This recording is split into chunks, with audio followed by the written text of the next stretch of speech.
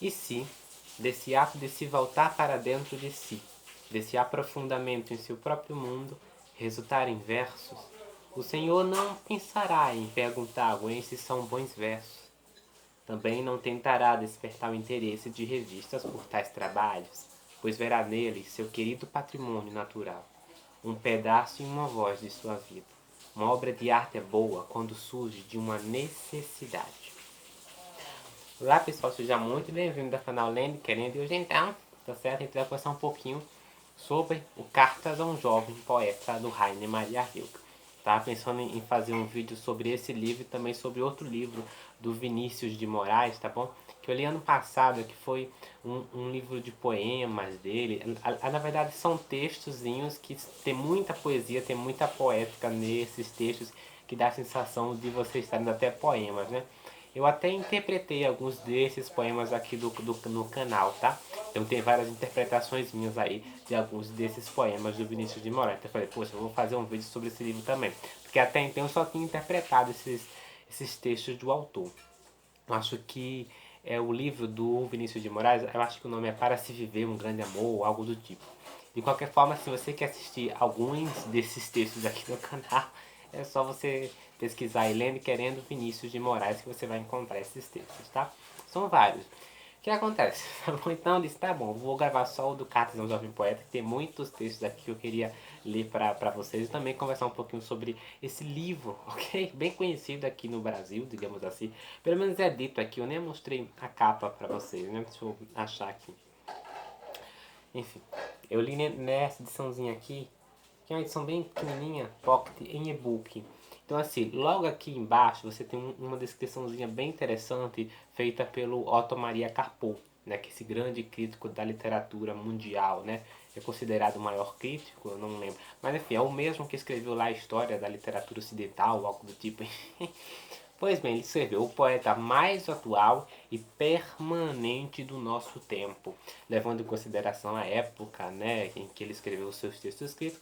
Eis aqui a descrição do Otto Maria Carpo acerca do Rainer Maria Rilke e, né, do Cartas, um jovem poeta também, que é considerado ali por muitos como a sua principal obra, uma das suas principais obras. Enfim, essa é a questão, porque o Rainer Maria Rilke é sim, tá bom, um dos grandes autores poetas ali da Alemanha, né? Então assim, ele escreveu muita coisa na época e isso teve uma significação muito grande no seu trabalho, digamos assim, né? Até porque ele é conhecido por ser ali um maior poeta, um dos grandes poetas da Alemanha. E foi muito conhecido aqui no Brasil também, tá certo? E serviu ali também como apoio para muitos jovens, né? Muitos jovens se inspiraram muito nele, né? Inclusive, esse jovenzinho aqui, tá bom? Porque eu não tenho o nome dele, porque eu não sou obrigado a lembrar nome alemão. Que ó, eu não sei pronunciar, tá? É o Franz Xaver Capus. Pois bem, essa obra aqui ela foi publicada em 1929. E do que é que se trata o Cartas a um Jovem Poeta do Rainer Maria Rilke? Eu vou dar somente um contextozinho ali, porque esse livro aqui vai além de história, se você me entende. Isso aqui vai mais a aprofundamento de sentimentos, de emoções e de informações acerca da alma e de como o poeta deve se conectar a si mesmo para escrever os seus textos. Então assim, esse aqui, o Cartas a um Jovem Poeta, como é que surgiu a ideia aqui? O Rainer Maria Rilke estudou nessa academia militar ali da Alemanha. Então, onde estudaram vários jovens também, depois dele, e quando o Rainer Maria Rilke também estudou. Um desses grandes jovens, um desses grandes poetinhas, né, digamos assim, um jovem poeta. Se você for pesquisar o nome dele aí no YouTube, você não vai ver muita coisa, mas ele escreveu 2 livros ali, um de poesia. Ele foi jornalista, né? Ele também foi poeta, e ele também fez algumas outras coisas ali que eu não lembro. Mas ele foi um artista em sentido geral, assim. Então, assim, o Francis Xavier Capus, que eu estou pronunciando errado, também estudou nessa academia militar aonde o Rainer Maria Rilke também estudou. Ou onde, né? Acho que falei errado, enfim. E o que acontece? Conversando ali com o seu professor vai dizer a ele, ó, o Rainer Maria Rilke também estudou aqui. E aí pronto, isso vai despertar nele uma certa curiosidade para saber a opinião de Rainer Maria Rilke acerca dos seus escritos. Então o que é que ele vai escrever, o que é que ele vai fazer? Minha irmã tá tomando banho. Eu acho que eu me perdi, mas enfim, deve ter um barulhozinho aqui. Então, o que, que ele vai fazer? Ele vai escrever essas cartas e vai colocar alguns de seus poemas nessa carta. E qual é a grande intenção aqui desse jovem? Ok, Capus, eu não sei pronunciar falar alemão, então eu preciso aprender futuramente essas línguas aí todas. O que acontece? Então ele vai colocar ali alguns dos seus poemas, vai mandar para o Rainer Maria Rilke essas cartas para que ele dê a sua opinião sobre o que ele acha em si da sua poesia, né, dos seus poemas. E assim vai surgir essas cartas aqui. Eu acredito que tenham sido 10 cartas ou mais do que isso, mas são poucas cartas. É um livro bem curtinho, na verdade, mas que traz tanta informação acerca de como ser poeta, de como se aprofundar mesmo nos seus poemas, que são informações que devem ser revistas, analisadas e tudo mais, né? E essas cartas elas têm uma personalidade muito grande do próprio autor, Rainer Maria Rilke, porque ela traz muita poética também. Então, à medida que você lê essas cartas, você tem a sensação, e pelo menos eu tive, né, de estar lendo até um poema em diversos momentos aqui na história, né, nessas cartas entre esse autor. O Cartas a um Jovem Poeta, ali, publicado em 1929, aqui, vai trazer apenas, tá certo, as cartas do Rainer Maria Rilke para o Campos, né, que foi esse jovem. Ali, não vai trazer aqui, tá certo, as cartas do Capus, não vai trazer, até porque parece dar a entender aqui que acaba não sendo tão importante expor essas cartas do Capus, então acabou escolhendo mesmo só a carta a um jovem poeta mesmo, só a carta do Rainer Maria Rilke. Isso acaba sendo até interessante se você for analisar. Dá até uma curiosidade às vezes de saber o que é que esse jovem ali escreveu para o Rainer Maria Rilke. Mas eu acredito que se você quiser saber algumas coisas mesmo, você vai ter que ler os poemas desse autor que tem aí, tá bom? Mas não tem tradução aqui no Brasil não, creio eu, tá? Então se você ler aí em inglês, acredito que você vai encontrar assim em língua inglesa, né? Tá certo? Mas se você lê em alemão, melhor ainda, que você lê no original. Então assim, dá uma googlada aí, pesquisa alguns poemas desse Capus. Eu não pesquisei, porque eu tive curiosidade, mas como não expus, acabei me conformando mesmo. Tá certo? Eu anotei ali algumas ideias, tá certo? Desse livrozinho aqui. Eu anotei três ideiazinhas, três dicas, digamos assim, que o Rainer Maria Rilke dá a esse poeta jovem. Mas tem várias outras coisas também que eu vou acabar lendo para vocês alguns textos. Eu li uma ali, né? E naquele texto ali inicial que eu li, eu não sei se você percebe, mas tem uma frase bem bacana que ele fala da necessidade mesmo, né? De como um bom texto surge da necessidade. É uma coisa que falta muito hoje em dia e nem tanto, né? Acho que quando você para pensar no poeta que escreve mais por dinheiro, o trabalho dele vai acabar não tendo tanta importância assim. E não tanta personalidade assim, que é uma das dicas aqui que ele vai dar. Eu anotei ali três. Ó. A primeira delas é a personalização entre o autor e sua obra. Então, assim, o Rainer Maria Rilke vai escrever aqui, eu acabei acredito que vai surgir aqui, é porque eu fiz várias anotações, então eu não vou saber onde está cada uma delas, não. Ele fala sobre a questão de como é importante a comunicação entre o autor e a sua obra, isso é fato, né? Tá bom. Porém, precisa se ter personalidade. Então, assim, muitos autores, né, poetas, mas focam apenas na ideia puramente, entendeu? Dá a sensação de que aquilo acaba sendo até uma certa mimética daquilo, sabe? A certa imitação da realidade apenas, se você me entende. E não você precisa captar o autor naquele texto. E uma coisa que ele vai ressaltar aqui em diversos momentos dessas cartas aqui, que é muito importante você ver o autor nos seus textos, né? E é assim que surgem grandes poetas, grandes escritores, né? Que é quando a sua obra é praticamente reconhecível, você vê o autor ali, né? E a gente pode citar até em prosa mesmo, vários autores são assim. Você pega o próprio Carlos Drummond de Andrade, tem a identidade do autor. Você pega Fernando Pessoa, também tem a própria identidade dele. E os grandes poetas surgem assim, onde o seu texto é a personalização do autor e tudo mais. Eu achei isso bem bacana. Eu até acabei anotando aqui uma outra palavra, que é ego. O ego do autor precisa estar no texto, né? Outra coisa que eu acabei notando aqui é sobre a opinião que o Rainer Maria Rilke diz sobre a ciência da estética. Uma coisa bem interessante, porque assim, ele dá ali o conselho para esse jovem ali o capuz de não ler, de evitar, se possível, crítica literária, textos desse tipo, desse teor, digamos assim, porque acaba atrapalhando muito o poeta. Eu até acabei notando aqui sobre a opinião da ciência da estética, né? E da crítica literária. Ele fala que isso prejudica muito o poeta, né?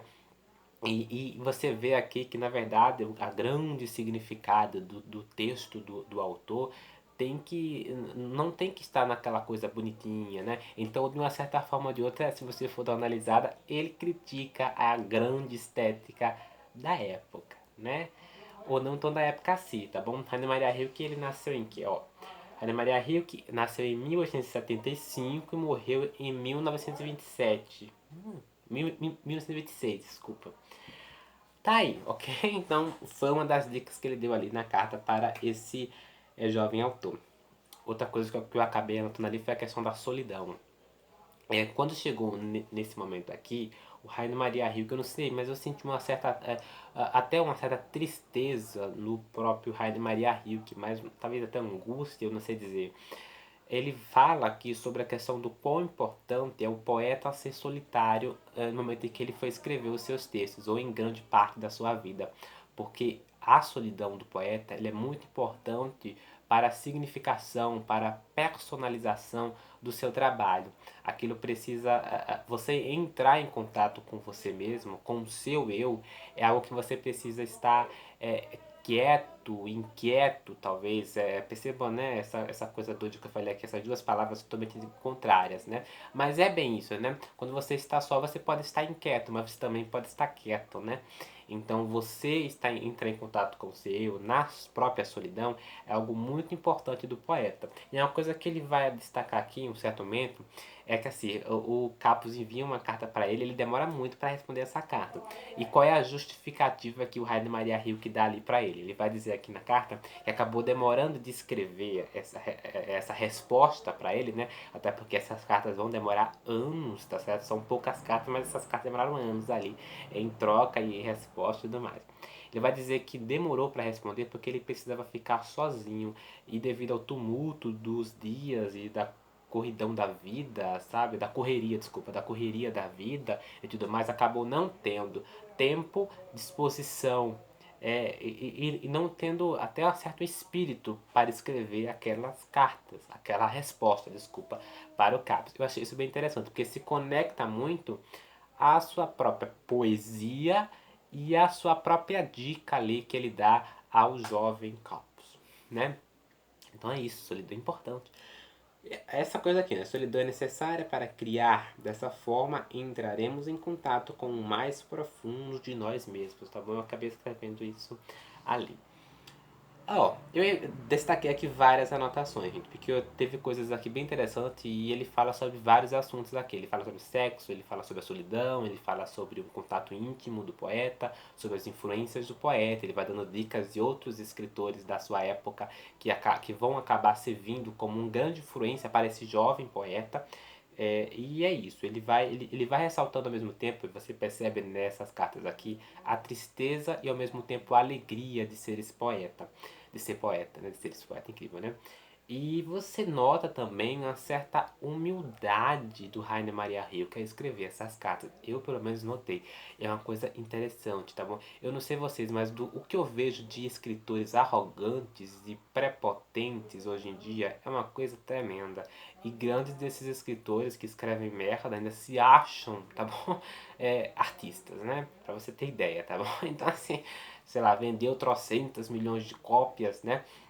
E já se sente no direito de se sentir o tal a ponto de faltar humildade, né, nessas pessoas, né? Eu sou daqueles que acreditam que não. Eu acho que ninguém na face da terra é humilde, tá bom? A não ser Jesus Cristo que já morreu, né? Enfim, acho que todo mundo tem uma certa ambição dentro de si que acaba fazendo com que as pessoas não sejam tão humildes assim. Tá? É um grande fingimento por trás disso. E eu falo isso mais por uma questão analítica mesmo, de pessoa que viveu muito para sua idade, entendeu? Mas, tá certo? O Rainer Maria Rilke, ao escrever, ao dar resposta a esse poeta, mesmo demorando anos, é uma pessoa muito humilde ao fazer isso mesmo, ok? e chega a ser lindo mesmo, tá bom? Essa necessidade de colocar todo o seu sofrimento, todas as suas emoções no texto, é uma coisa que chega a ser linda e ao mesmo tempo incrível, tá certo? Então, é o talento de ser poeta, é uma coisa muito destacado nessas cartas. Se fosse destacar alguma coisa, seria o talento de ser poeta. Que é aquele textozinho ali logo no início que eu marquei aqui da obra, a necessidade também. Porque é através da necessidade que vão surgir grandes textos, que vão surgir grandes poemas. Vamos ver aqui algumas anotações, né? Ó, aqui, essa anotação aqui é bem simples, mas ele vai destacar dois autores aqui bem interessantes, que eu acabei não pesquisando sobre eles. Ó, se devo dizer com quem aprendi alguma coisa sobre a essência da criação, sobre sua profundidade e eternidade, só há dois nomes que posso mencionar. O de Jacob Ibsen, do grande poeta, e o de Auguste Rodin, o escultor que não tem igual entre todos os artistas vivos hoje em dia, levando em consideração a época em que ele escreveu essas cartas, né? Então, perceba que quando ele vai falar ali desse Jacob Ibsen, que eu estou pronunciando errado, possivelmente, ele fala sobre o grande poeta, né? A humildade, né? De reconhecer as suas influências, né? O quão isso é importante. Enfim, vamos aqui para o terceiro textozinho. Esse é bem grande, tá? Mas vai dar, vai dar. Ó, tudo está em deixar amadurecer e então dar à luz. Depois, deixar cada impressão, cada semente de um sentimento germinar por completo dentro de si nas escuridões, na escuridão do indizível e do inconsciente, em um ponto inalcançável para o próprio entendimento. E esperar com profunda humildade e paciência a hora do nascimento de uma nova clareza. Só isso se chama viver artisticamente, tanto na compreensão quanto na criação. Não há nenhuma medida de tempo nesse caso. Um ano de nada vale e mesmo 10 anos não são nada. Ser artista significa não calcular nem contar, amadurecer como uma árvore que não apressa a sua seiva e permanece confiante durante as tempestades de primavera, sem o temor de que o verão não possa vir depois. Ele vem apesar de tudo, mas só chega para os pacientes, para os que estão ali, como se a eternidade se encontrasse diante deles, com toda a amplidão e a serenidade, sem preocupação alguma. Aprendo isto diariamente, aprendo em meio a dores, às quais sou grato, a paciência é tudo. Então, assim, você nota aqui também, e eu acabei anotando ali, mas eu acabei esquecendo de dizer para vocês, que é a questão da paciência, do quanto um artista, um poeta precisa da paciência para escrever seus textos. Não adianta você estar lá, né, querendo escrever uma coisa, preciso escrever, sabe? Não, tem que ter a necessidade de escrever junto com a paciência, né? Até porque aquela ideia, ela vai surgir conforme o tempo vai avançando também e conforme você vai vivendo, você, sei lá, a gente nunca sabe onde essas ideias surgem, da onde, né? Enfim, ela, sei lá, às vezes você nota ali um lápis, você acaba tendo uma ideia de uma história incrível sobre aquilo, né? De um poema incrível sobre aquilo, né? Eu me lembro de uma entrevista que eu assisti da Hilda Hilst, né? Coisa que eu também vi ali na entrevista da Clarice Lispector, em que os entrevistadores geralmente perguntam, mas como você escreve os seus textos, né? Essas poetas, né? Essas escritoras, digamos assim, né? Porque a Clarice não escreveu poemas, né? Eu não sei. Ela escreveu crônicas, contos, né? Livros, romances, né? A Hilda Hilst escreveu, sim. Mas de qualquer forma eu vou usar os dois exemplos aqui, porque elas acabaram falando na entrevista, né? A Hilda Hilst falou que estava tomando banho e do nada surgiu uma ideia nela enquanto ela estava tomando banho. E ela precisou parar, tá? Ela nem vestiu a roupa nada, foi logo escrever ali o poema que surgiu enquanto ela estava tomando banho. Ela fala isso em uma entrevista. Eu assisti todas as entrevistas da Hilda Hilst aqui no YouTube. E numa dessas entrevistas, da qual eu revi também várias vezes, ela fala sobre isso. Foi lá rápido, começou a escrever o poema e acabou terminando ali mesmo, enquanto estava tomando banho. Então, assim, imagine o quanto isso aconteceu com diversos escritores e escritoras também, né? Escritores aqui, incluindo as mulheres e os homens, tá? Então, assim, a Clarice Lispector também fala a mesma coisa lá, né? Só que a Clarice Lispector, ela é mais enigmática, né? Ela é mais solitária, né? Enfim, ela acaba sendo mais misteriosa ao falar sobre isso, né? Lá na entrevista. Então, ela diz como essa necessidade, né? Enquanto que ela não... ela até diz aquela coisa bem angustiante que as pessoas usam muito hoje em dia nas aulas de filosofia também, né? Em exemplos, né? Sobre a questão de como, enquanto ela está viva, né? Ela só está viva enquanto escreve. Enquanto ela não escreve, ela não está viva, sabe? E ela também fala sobre a questão das ideias dela naquela entrevista. Porque eu acabei me perdendo aqui nas ideias ao lembrar. Mas, tá certo, ela escreveu alguns contos de crianças, na verdade, para os seus filhos também, e foi exatamente dessa forma, né? A necessidade é a paciência. Achei isso bem bacana aqui, que o Red Maria Rica acaba dizendo. Essa foi a segunda, né? Deixa eu ver, não, foi a terceira. Deixa eu ver aqui a quarta que eu anotei. Ó, vamos ver aqui esse outro texto. Não há nenhuma medida de tempo nesse caso. Um ano de nada vale e mesmo 10 anos não são nada. Ah, acho que eu já li isso aqui, né? A questão do ser artista. Então foi a quarta que eu li, né? Vamos para a quinta. Aqui. O Senhor é tão jovem, né? Ele direciona isso ao jovem poeta, tá? Tem diante de si todo o começo. E eu gostaria de lhe pedir da melhor maneira que posso, meu caro, para ter paciência em relação a tudo que não está resolvido em seu coração.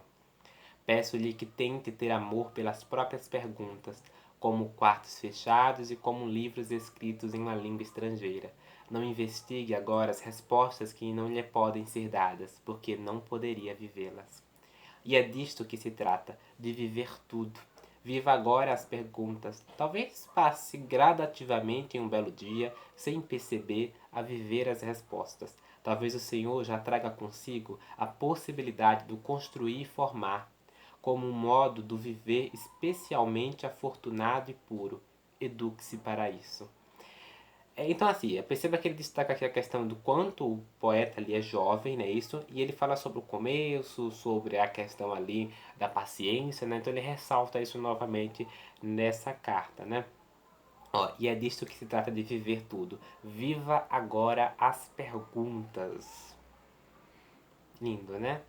Royal Maria Hill. Deixa eu ver aqui um texto em que nós estamos. Tô com medo de me perder aqui, mas... 4, ali o 5, né? A beleza da mãe é maternidade que serve. E a da mulher idosa é uma grande recordação. E a da mulher idosa é uma grande recordação. Também no homem, a maternidade, ao que me parece, é corporal e espiritual. Sua produção também é um modo de dar à luz. Quando ele cria a partir da plenitude de seu íntimo, está dando à luz. Que lindo, né? Ó, por isso, caro Senhor, ame a sua solidão e suporte a dor que ela lhe causa com belos lamentos.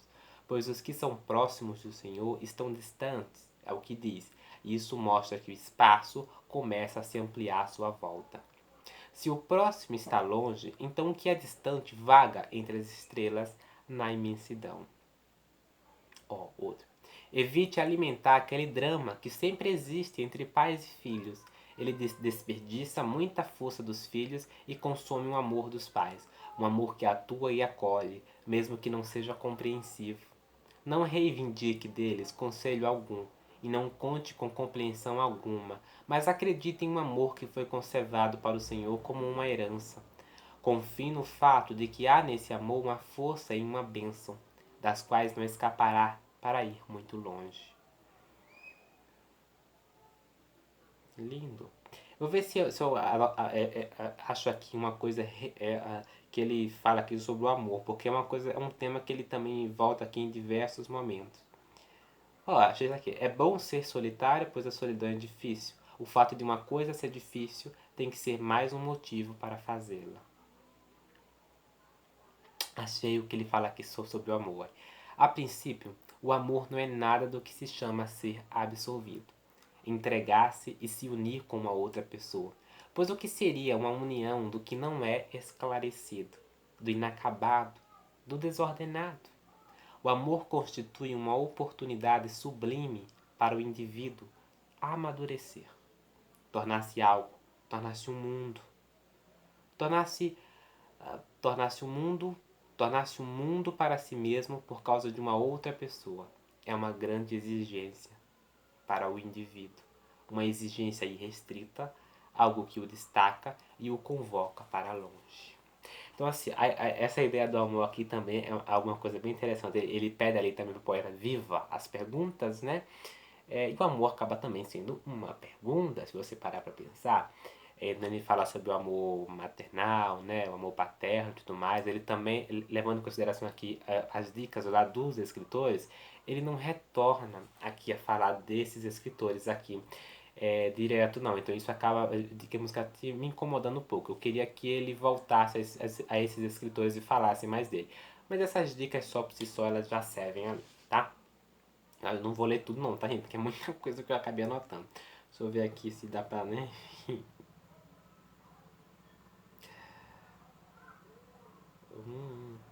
Assim como por muito tempo os homens se enganaram a respeito do movimento do Sol, eles ainda se enganam quanto ao movimento do porvir.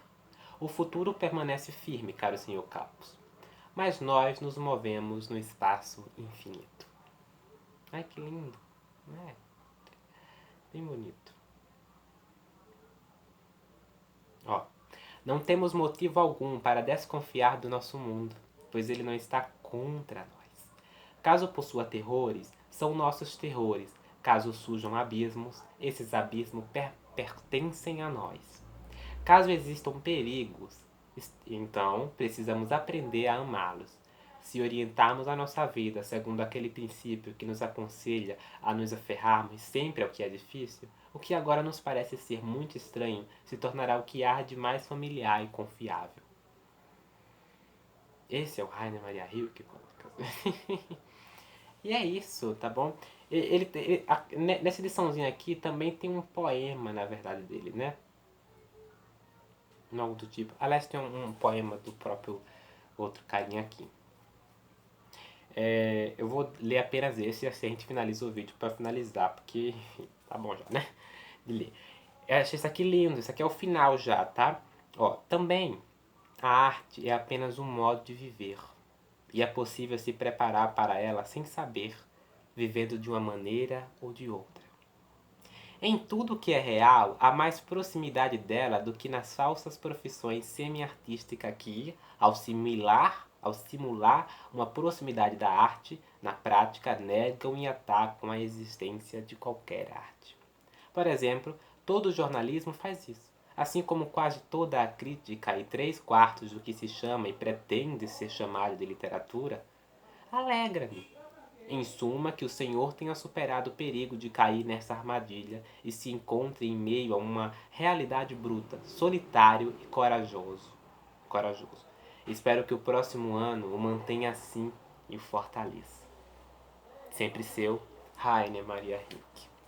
Achei lindo. Enfim, leiam Cartas a um Jovem Poeta, é bem curtinho, tá bom? Tem vários outros textos maravilhosos, eu nem li tudo, eu li bem pouquíssima coisa, tem outras 1000 coisas aqui, tá certo? Meu irmão acabou de chegar, vou finalizar o vídeo, senão, enfim. Se você gostou do vídeo, se inscreve no canal e dá o seu joinha, ok? Comenta aí embaixo também. E nos vemos no próximo vídeo, até lá.